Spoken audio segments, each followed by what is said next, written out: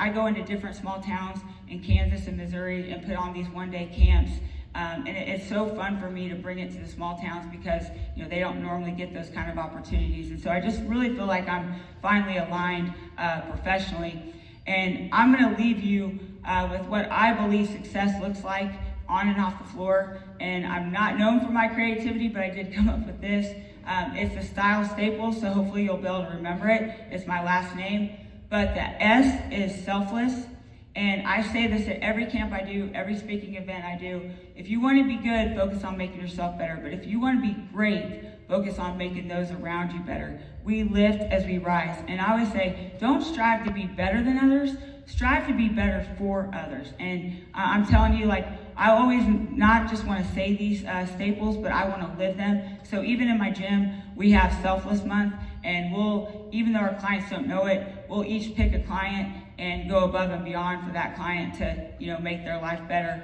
So the S is selfless, the T is tough, and if you're gonna accomplish anything great, it's gonna be hard. Expect it to be hard, and you've gotta do the work day after day, even when you don't feel like it. Like I told you before, I used to make 1,000 shots every single day, but it works in anything, and I saw it work for my brother. So I'm the oldest of 4, and I felt so bad for my brother because I did 4 sports, and he really just couldn't kind of get out of my shadow in high school. And opposing teams, their student section would heckle him so bad they would chant Jackie at him when he was on the free throw line. But I do want to take credit for him becoming a doctor, because all of a sudden in high school he was just like out of the blue, he's like, I want to be a doctor. And we're like, okay, he's an okay student but not a great student, but I just think he wanted to get as far away from anything that I would do. And so he ended up not getting into med school the first time he applied. And at that time, you have to wait an entire year before you can apply again. And most people will move on to something else in the health profession. But he was determined to become a doctor. And I don't know how he did this, but he took a practice MCAT class every weekend for an entire year. And it paid off because when he applied again, he got in. And when he graduated KU Med, he got the top honor. They say, who would you most like to have as your doctor? And the students and the deans vote on it, and it was PJ. And now when I go back to the area I live in and I show my ID, they're like, any relation to Dr. Stiles? And I'm like, yes, that's my brother. And I get a story about how maybe he's saved their nephew or took out their gallbladder, you name it. I get all these wild stories, but I'm just so proud of him and what he's been able to do. And then also, my sister, she's like, well, I want to be a surgeon too. And so I just went to her residency graduation a couple years ago, and they called Roxanne Stiles up to the front, and I'm like, oh my gosh, what in the world are they calling her to the front for? Well, she got the highest test score of any graduating resident in the area, a 97%. So that means across the nation, she is above 97% that took, the test. And I'm like, I turned to my mom and I'm like, Mom, did you drop me on my head? I'm excited if I get a 97% on an open book recruiting test. So, I'm so proud of my family. And then my brother, he was so high up in Cargill that you delegate pretty much all your responsibilities when you get so high up. So he has like 11 Airbnbs in Wichita. If you ever need a place to stay in Wichita, they're great. And now he just took a new job in Kansas City. But also my dad, I'm very proud of him. I got to see him win his 8th straight state title. And that was the Kansas record, and he coaches the high school girls at my high school. And so, and my mom, would work 2 and 3 jobs so I can have different opportunities across the country to develop my game. And I'm just so grateful for my family, and they inspired me to be better in everything I do, because I'm truly the underachiever in my family. So the T is tough. The I is inspiration. And if you're going to accomplish something really special, you have to have a reason that's bigger than yourself. And I was reminded of this. So in 2018, I was asked to be the honorary chair for the Relay for Life. And what you do is, you raise money and you walk laps for cancer.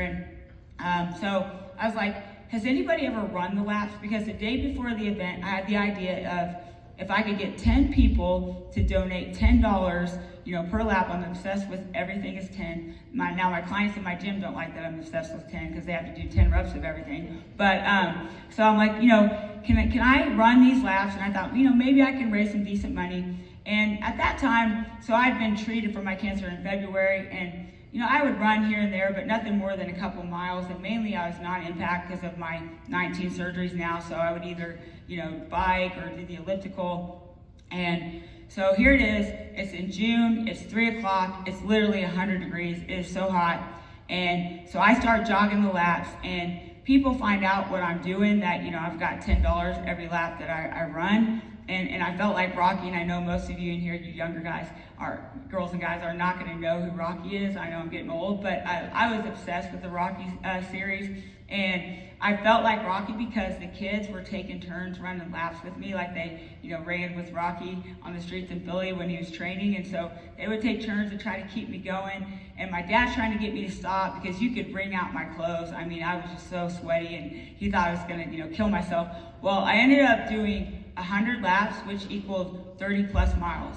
And I was able to do something superhuman because of the energy of people coming together for a cause bigger than themselves. I mean, here I saw people that had lost loved ones. I've seen other survivors, caregivers, and it propelled me to do something, I could never, ever do again. So that, again, you have to have that reason, that is bigger than yourself. Now, the L is love, and I like to lead with love in everything I do. And a few ways that I put that in action in my day-to-day life are whenever I'm speaking to somebody, I want to always run through these 3 things. Is it good? Is it true? Is it useful? If not, okay, I don't want to say it, except you have to give me a pass on the pickleball court because, like I said, I'm fiercely competitive. And then when I listen to people, I want to listen to them like it's the first time I've ever heard them speak. I want to be truly where my feet are and be present. And then also, sometimes people, treat you unfairly or attack you and when you don't deserve it. And I always try to not take that personal because usually that's something that they're going through. And if you think of this, if somebody's like, not being very kind to you, think about them dying at midnight. And if you knew they were going to die at midnight, how would you treat them? You would treat them with a lot of love and compassion. So the L is love, and then the E is enthusiasm. And anytime I hire someone in my gym, they have to have that. I have to be able to tell that they love and are passionate about what they do, because I can teach them the skills, but you can't make somebody, enthusiastic about what they do. And for me, my golden rule in coaching is I want to be more enthusiastic about other people's success than I am my own. And so a couple ways I put, enthusiasm in my everyday life are, a lot of times we all overcommit to things, or maybe we don't feel like going to practice or going to school that day. But you have to anyway, so if you will just change it and say, you know what, I don't have to do this, I get to do it. And if you look at through that lens, all right, it'll make you motivated and enthusiastic to be there. Another thing I do is whenever, something difficult, I'm faced with, like for instance, my gym not opening up forever. I always say this is happening for me and not to me, because usually you can always find a positive for it. And for me, I started my camp business. I would have never done that if my gym would have been open right away, because I was going to own operate. So then I ended up hiring a manager so I could do both the camps, across Kansas and Missouri, and run my gym. So it's happening for me and not to me. So those are a couple things, that help you be enthusiastic about your day-to-day life.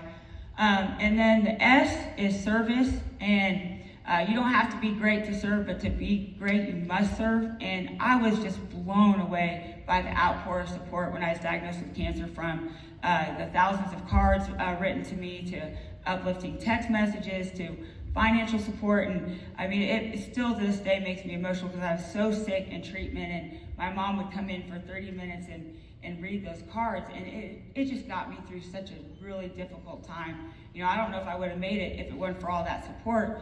And I know, I could never repay it, but I was bound and determined to pay it forward. So from that moment on, I've done one act of kindness every single day. And I challenge you to do the same. It could just be something small, like, write somebody a handwritten note, or even a compliment. Like, I was reminded of the power of a compliment. So I was in Branson, and I had given a presentation, and I just felt like I didn't do very well, and I was beating myself up in my head, and I had to travel to Dallas, Texas to speak to the American Cancer Society the next day, and I was just like, oh my gosh, how am I going to do this?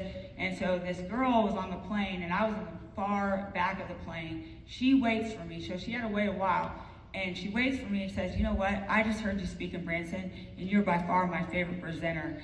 And I was like, me? And that like just gave me a bounce in my step, for the next day, and gave me such confidence going into that speech the next day. So, it doesn't have to be big, but you don't realize the power you can have on somebody's life, especially, if they're struggling, if you just do that act of kindness. In closing, I want you to ask yourself each and every day, are you just participating in your life? Like, meaning, are you just going through the motions? Or are you committed to truly making the most of every single day and going above and beyond? And I always put it like this, try to win each day. And the W is, a lot of times we all get overwhelmed with everything we have on our plate. But if you can look at it as, what is most important right now for me to do?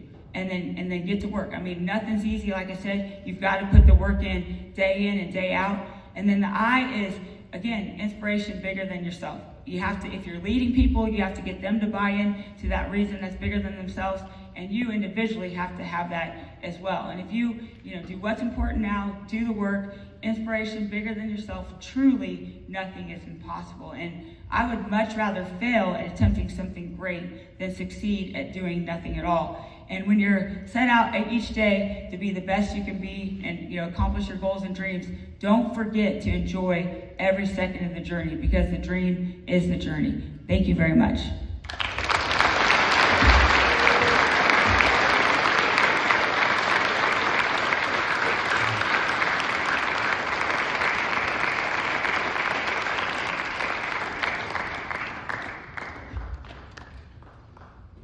Can we please give another round of applause to her? Thank you, Jackie, for being